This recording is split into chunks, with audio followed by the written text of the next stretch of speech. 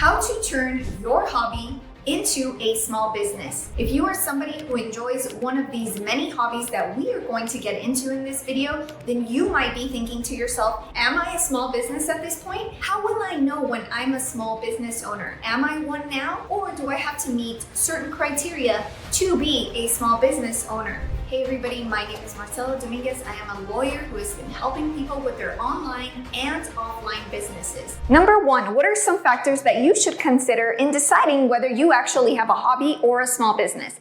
Well, the IRS has some questions laid out on their website, which I am going to share with you, and you can find these in detail. I will leave the link down below in the description. Some of the factors are, how do you run your business? Do you intend to make a profit?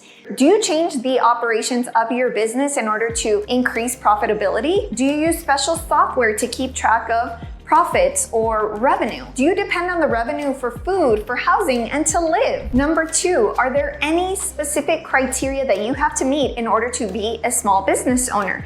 The IRS also says that if you are making $600 or more, that you should be receiving a 1099-K. But what is a 1099-K? The 1099-K is an IRS form that reports transactions that were made either on platforms like PayPal or Stripe, or through a credit card payment system, or through Venmo, Zelle, or Cash App. In other words, whenever you receive payments, this is being recorded by the software that you are using to take in those payments. And then you will receive a 1099-K, which is a summation of all of these payments you receive from the online payment processors. It used to be that if you made about $20,000 plus about 200 transactions, that you would be receiving a 1099-K. Now, that is not the case. It has dropped from $20,000 to $600 from any single platform. If you received $600 in deposits from people paying you for whatever it is that you're selling, then you should expect to be getting a 1099-K. And so the 1099-K will be used in the preparation of your taxes, and you will pay taxes on the profits from the money you receive. Is it possible that you didn't have profit even if you received $600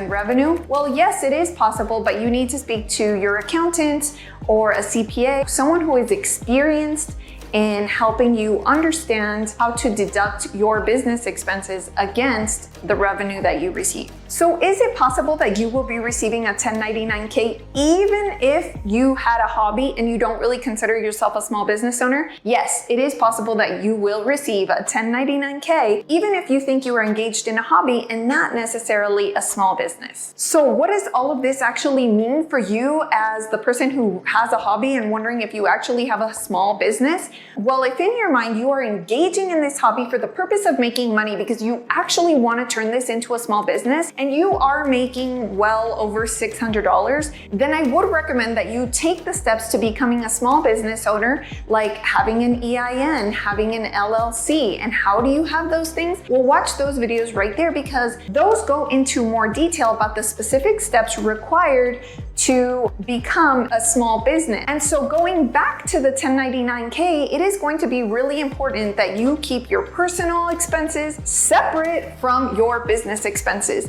You see, if you are somebody who loves using Venmo, Zelle, or Cash App, or any of these phone apps, then it is going to be super important for you to be organized. And why is that? Well, you can receive a 1099-K for all of the transactions that took place on Zelle, for example.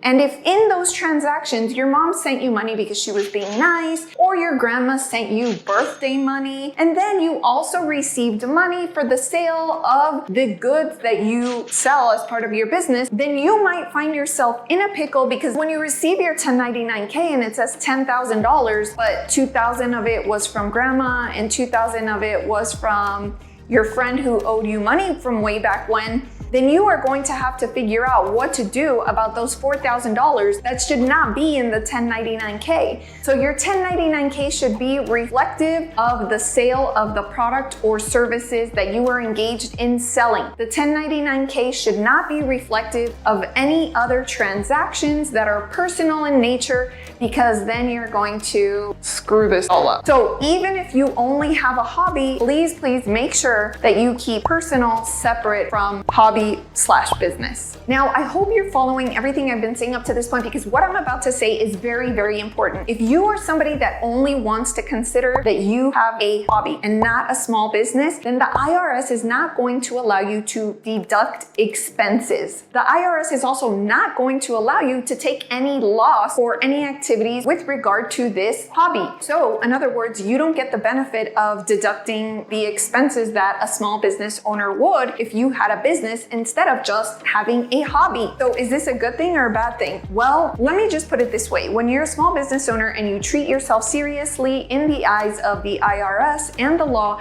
then you are able to deduct a lot of business expenses that can benefit you, the owner. Sometimes you're able to deduct advertising, marketing, the cost of video equipment, for example, that I'm using to make this video. You can also deduct trip flights that you take, hotel stays, and of course, you need to speak to your CPA or your accountant, because do not consider this tax advice. I am not a tax lawyer and I'm not a CPA and an accountant, but there can be a lot of upsides to buying things that are useful and beneficial for your business that you can then deduct as business expenses, which you won't be able to do if you just have a hobby. So this begs the question, should I have an LLC, Marcella, or should I have an EIN? Should I have both? And if I should have both, in which order should I do all of this? Well, if you are someone who has a hobby right now and you want to take the steps to become a small business owner, then you should have both an LLC and an EIN. Now, if you want to become an LLC, you will have to visit the Secretary of State website, which you can do by doing a simple Google search,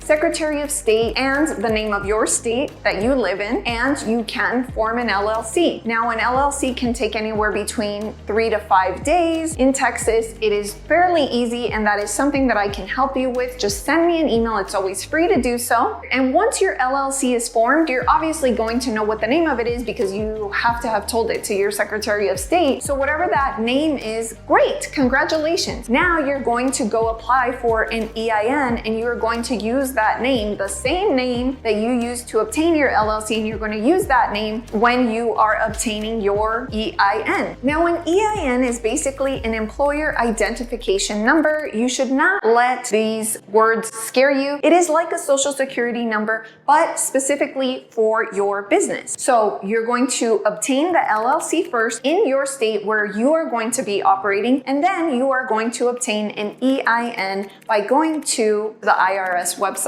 I'm going to link these down for you below so that it's really straightforward and easygoing for you guys. So if you are somebody that likes to engage in your hobby after work or even on the weekends, and let's say your hobby is something that you consider really fun and you never really thought of yourself as a business owner, then you should be asking yourself, am I making enough money to where I would have to pay taxes on this money?